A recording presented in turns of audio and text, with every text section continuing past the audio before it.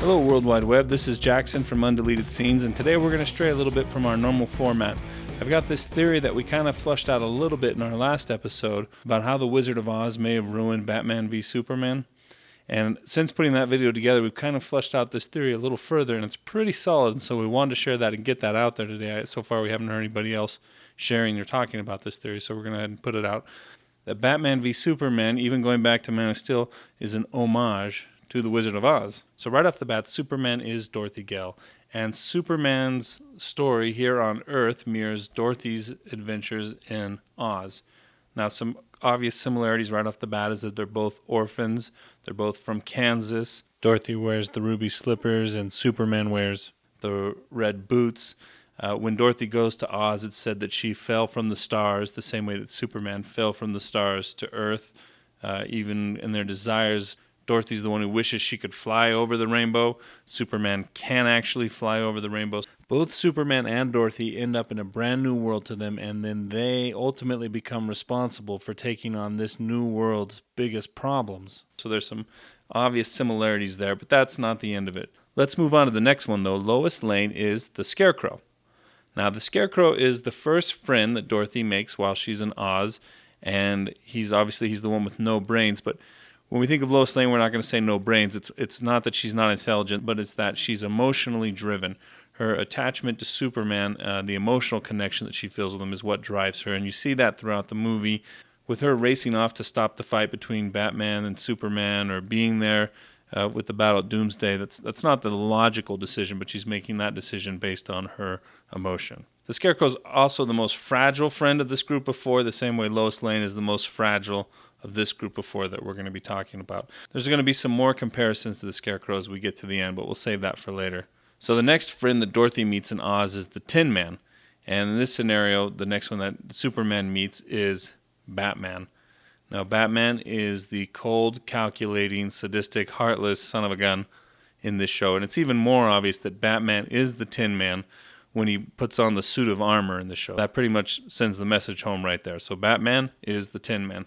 Now, the next one that Dorothy meets is the Cowardly Lion. The Cowardly Lion, in our case, is Wonder Woman. Now, it's not that Wonder Woman is the coward, but like the lion, she's super powerful, but she's running away from the fight. And it's not till we get to that last fight at the end that the Cowardly Lion and Wonder Woman really show up.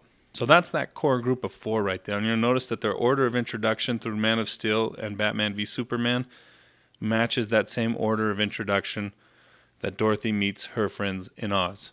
Just to kind of run over a few more, though, is Martha is clearly Auntie M. She's not Superman's real mother, but she did raise him like Auntie M. And we have that moment that we talked about in our last video that if you haven't seen, go ahead and click over and watch. But where, just like Dorothy has that moment where she can't get in to see the wizard, and she starts crying, and she talks about her Auntie M that may be dying. And the doorman for the wizard overhears this, and he thinks, I had an Auntie M once too. And you have that change of fortune. It's kind of at that same turning point in the movie. You have that with Batman v Superman, where Superman starts talking about his mom Martha, and then Batman overhears this, and he decides, I had a mom Martha once too. Superman's fortunes change because of that connection there, the same way it happened with Dorothy and Oz. Lex is clearly Oz. He's the man behind the curtain, pulling the strings and engineering this whole entire confrontation. Now, Zod would be the Wicked Witch of the West, which is the witch that Dorothy kills when she first gets to Oz by herself. And Dorothy and the Wicked Witch of the West both come from the same place, right? They were both in Kansas, and then they come to Oz together. So you have that same similarity where Zod and Superman come in from Krypton to Earth. And related to the Wicked Witch of the West was the Wicked Witch of the East, which in this story is Doomsday. They're connected to each other. And in the story of Oz, Dorothy needs these new friends that she met, the three friends that she met in Oz, to help defeat the Wicked Witch of the East, the same way Superman needs his three friends that he meets here to help defeat Doomsday. Now, the final battle with Dorothy against the Wicked Witch of the East and this battle of Superman against Doomsday plays out perfectly with the Wizard of Oz. As you recall, when they're confronting the witch lights the Scarecrow on fire. So the Scarecrow is in mortal danger. And so Dorothy gets this bucket of water. She goes for the water, and she goes to throw it on the Scarecrow to save the Scarecrow. And in her efforts to save the Scarecrow, she accidentally spills some of this water onto the witch, and then the witch starts melting. So it's from her efforts to save the Scarecrow and from the water that we have the witch's ultimate demise. Now, in Batman v Superman, in the battle royale scene that's going on, you've got Lois Lane trying to retrieve that kryptonite spear, and she's down in the water. And Superman hears that she's getting trapped and she's suffocating. So, like the Scarecrow, Lois Lane is the one that's in mortal danger, and so Dorothy or Superman has to go save the Scarecrow.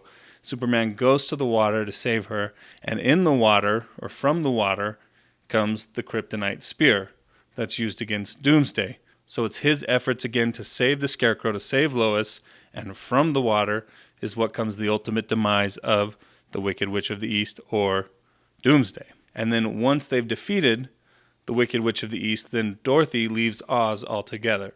And it's the same way here. Once Doomsday is defeated, then Superman leaves Earth altogether. Anyways, that's our theory. We hadn't really heard anybody else talking about it, so we thought we'd get it out there.